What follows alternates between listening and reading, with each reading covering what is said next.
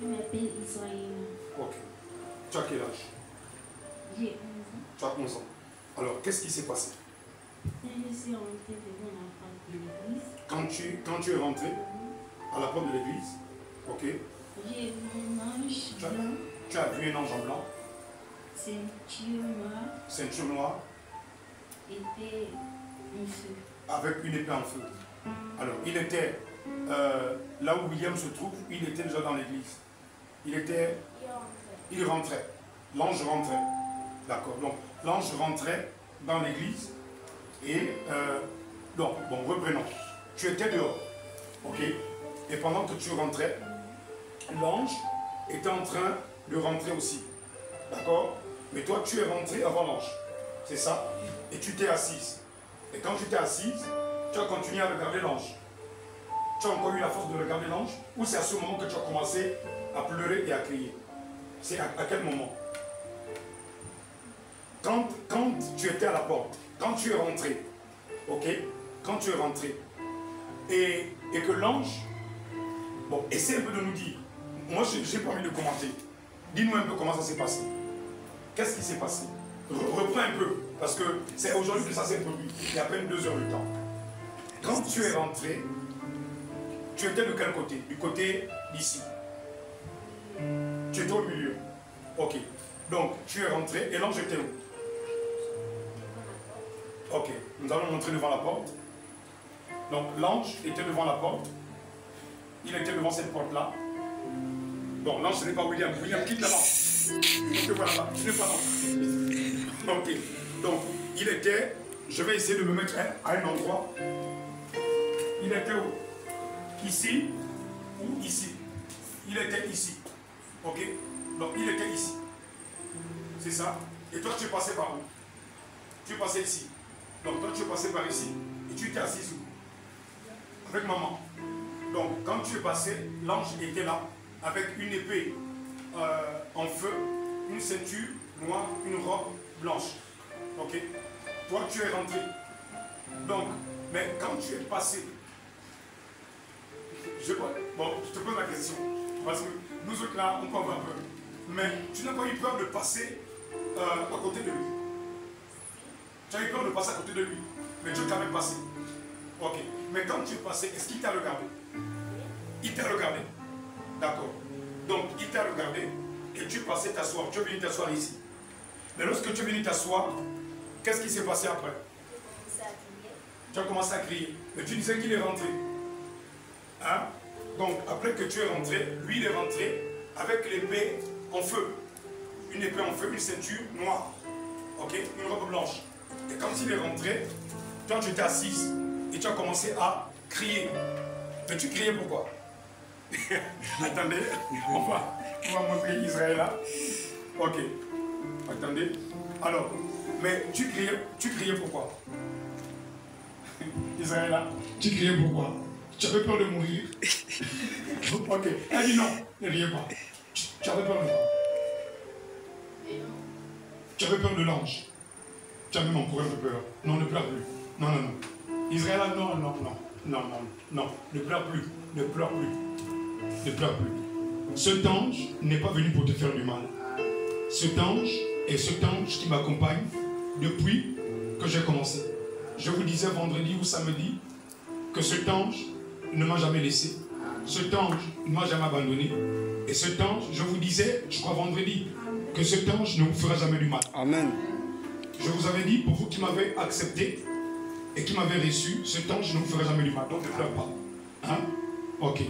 Donc cet ange est rentré et l'enfant a commencé à crier. L'enfant a commencé à crier. L'enfant a commencé à crier. L'enfant a commencé à crier.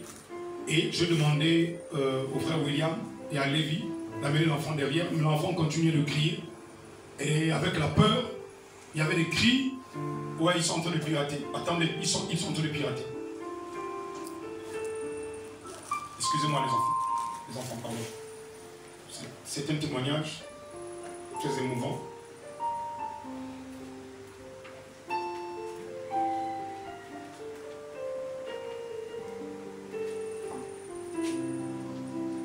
Ok. Donc, elle a vu l'ange Et on n'entend rien comment. C'est pas toujours revenu. C'est pas toujours revenu.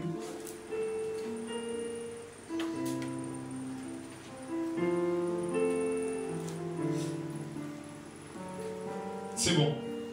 Voilà. Donc tout ça, ça s'est passé ce matin. Ce matin. Et il faut dire que j'avais ce message depuis et je ne savais pas à quel moment l'apporter. Je ne savais pas à quel moment l'apporter. J'ai peut-être une affaire de 10 dossiers dans ma machine que j'ai préparé pour les enseignements avec vous en ligne, mais en même temps l'église. Donc, je témoigne devant le Seigneur. Qu'est-ce que ça fait et qu'est-ce que ça me donne comme sentiment? C'est juste un sentiment d'humilité. Et en même temps, un avertissement pour ceux qui m'ont pris à la légère, ceux qui m'ont confondu peut-être aux gens qui venaient enseigner pour épater les gens. Mais je suis plus venu pour avertir qu'il y a un jugement qui arrive. Est-ce que les gens vont se laisser avertir? Je l'ai lu ce matin, c'était la première écriture qu'il m'a dit hier soir de lire, Ézéchiel. Il m'a dit, tu liras Ézéchiel. Au début, c'est un peu dur parce que j'ai perdu l'écriture, mais Dieu merci que je l'ai retrouvé. Dieu dit, je t'envoie avertir. Si tu avertis, et qu'il se laisse avertir, c'est bon. Mais s'il ne se laisse pas avertir, je vais frapper. Donc, moi je pense que mes avertissements sont pour ceux qui veulent échapper. Et ceux qui ne veulent pas, je ne peux rien faire pour eux. Donc, je remercie le Seigneur pour son témoignage et de ce qui s'est passé ce matin. Voilà. Et il faut aussi dire que cet enfant, ce n'est pas d'aujourd'hui qu'elle voit les anges. Et aussi ses frères. Je me rappelle que j'étais à Libreville une fois. Sa mère restait encore quelque part. Là où il y avait le château. L'un des enfants avait vu, pendant que la mère priait, la main de Jésus se posait sur la mer et les anges remplissaient la maison. Les anges, les vrais anges. Et ça, ce n'était pas un rêve, ni une hallucination. C'était réel. C'est pour vous dire aussi que nous avons lu William Branham, qui a dit que si nous tombons, nous glissons, nous sommes accompagnés des anges. Amen. Et ces anges ne vont pas nous laisser. Amen. Donc, ajouter un témoignage vivant avec ce qu'on a écouté de la Bible. Nous avons été avertis. Bon, c'est beaucoup d'humilité de mon côté, mais ça me pousse moi-même à beaucoup travailler. C'est-à-dire jeûner, méditer la Bible, libérer mon cœur de frustration, comme nous l'avons dit, des boîtes de conserve. Amen. Voilà, parce que nous tous, nous sommes frustrés d'une manière ou d'une autre. Il faut se libérer le cœur, parce que l'ange là, comme je le connais, il n'aime pas quand mon cœur est sale.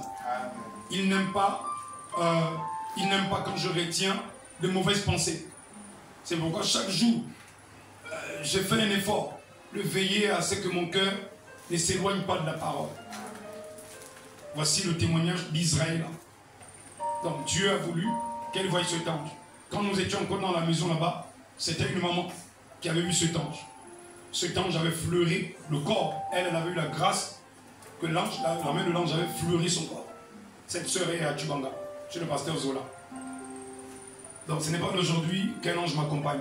Quand je parle gabonais ou je parle Gabon, bon, il y a certaines personnes qui me prennent à la légère et qui pensent qu'on est là pour débiter des hérésies et que le jugement n'était pas écrit. Mais pour aujourd'hui, je pense que c'est clair. Il y a plusieurs écritures, ce ne sont pas les seules. Il y a plusieurs psaumes qui parlent où Dieu dit clairement qu'il va juger les peuples. Amen. Et moi je vous dis, soyez certains, ça va se faire. On peut monter, on peut descendre, ça va avoir lieu. Ça, je suis certain de ça. Je vous avais dit une fois qu'il y a 3 choses dont je suis certain quand j'enseigne sur Jésus. Je connais beaucoup de choses, ça je peux me glorifier. Parce qu'il est dit que si quelqu'un se glorifie, qu'il se glorifie de connaître l'Éternel. Amen. Je connais bien le jugement de Dieu. Ça, je connais ça. La colère de Dieu, je la connais. Comment il va faire, je connais. comment faire échapper aussi les gens, leur conduire sur le bon chemin, je le connais. Donc, merci beaucoup Israël, que Dieu te bénisse richement. Merci. Acclamons le Seigneur.